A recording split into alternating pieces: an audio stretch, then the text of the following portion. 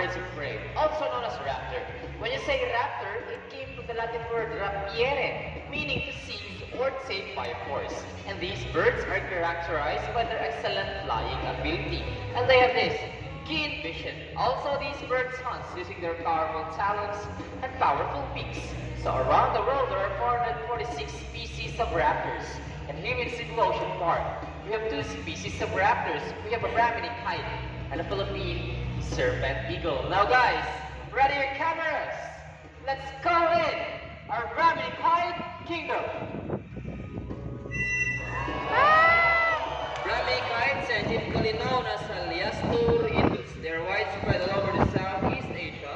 And they can be found in Bangladesh, Pakistan, and along China. They are called as redback sea eagles in Australia.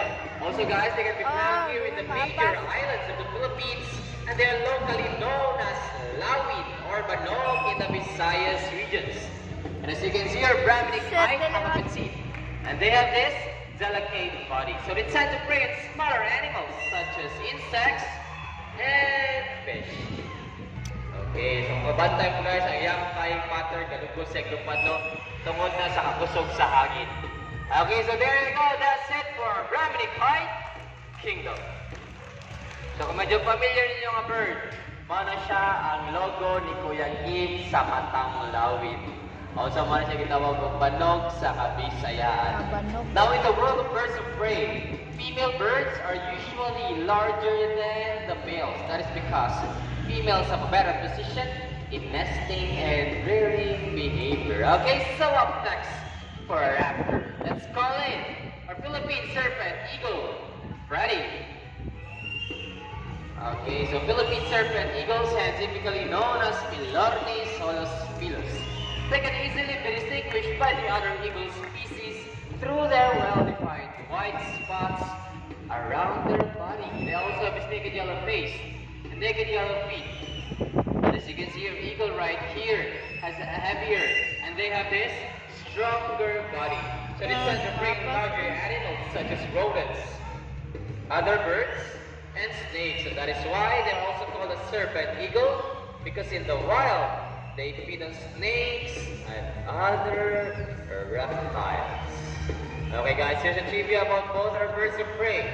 Both Freddy and Kingdom are rescued animals, meaning they were donated by the DENR. Since Cebu Ocean Park is a wildlife rescue center for the animals, we have the capacity to rehabilitate rescued birds. So there you go, that's it for Philippine serpent eagle, Freddy.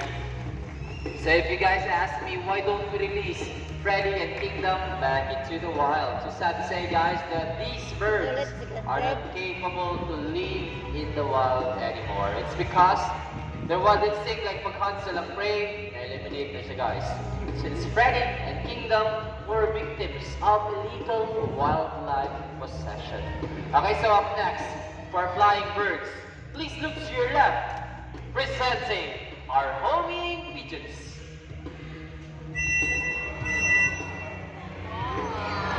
Homing pigeons has an innate homing ability, meaning they can go back to their nest and mate. They also have a special sense called the magnetoreception, where they can detect the Earth's magnetic layers, perceive direction, altitude, and location. Kabalo gid siya sa ilang location, no? Okay, so there you go. That's it for raptors and homing pigeons.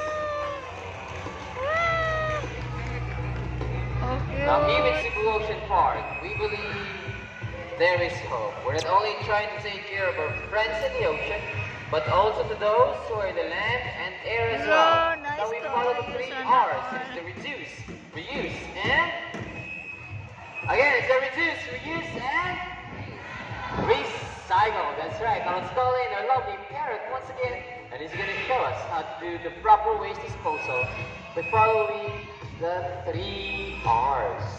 It helps keep our environment clean and fresh, saves the Earth from global warming, and reduces environmental pollution. Well, sad to say guys, there are a lot of animals are struggling through their everyday lives right now due to pollution caused by proper waste management. So there you go, the bandit can do it. And so can By the way, guys, if you want some souvenir photos with our lovely birds, you can come here in front and please approach our official photographer right over there. Okay, so ladies and gentlemen, that is the end of our bird show. Are the animals spectacular?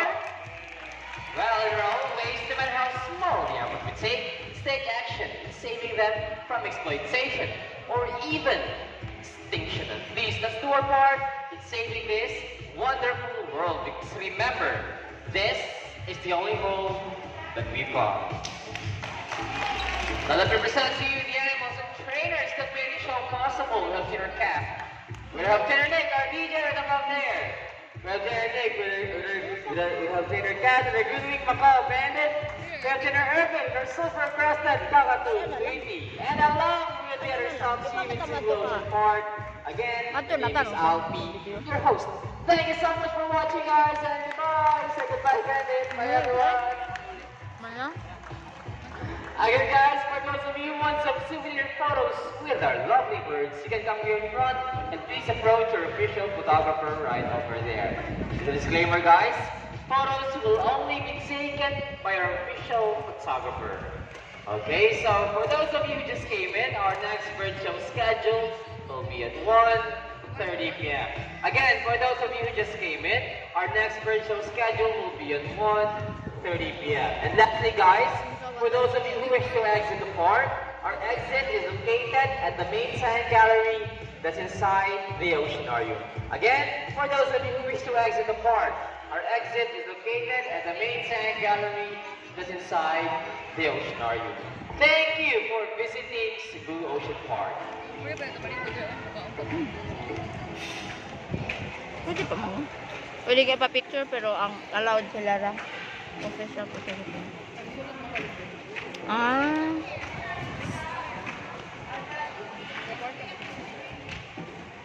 Another payment na po.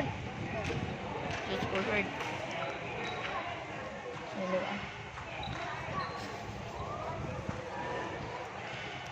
May sakto. May saktong laag.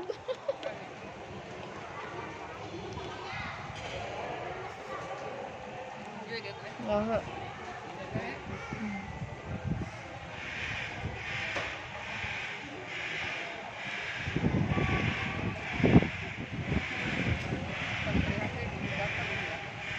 Ya, jangan tu dah. Hah?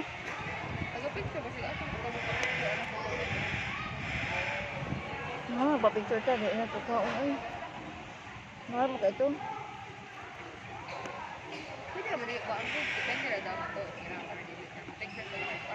Ila tong ikuan? Ila tong i-post? O ba pilian na mo?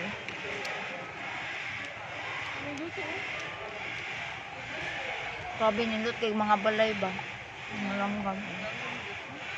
Hindi ka na mga balay. Ano ba? Sa SM da ini.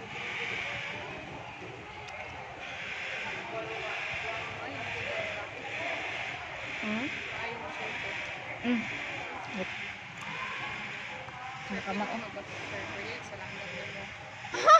Oh.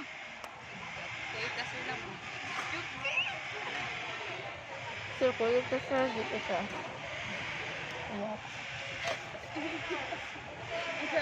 Pirada. Hindi ko ano eh. Dako.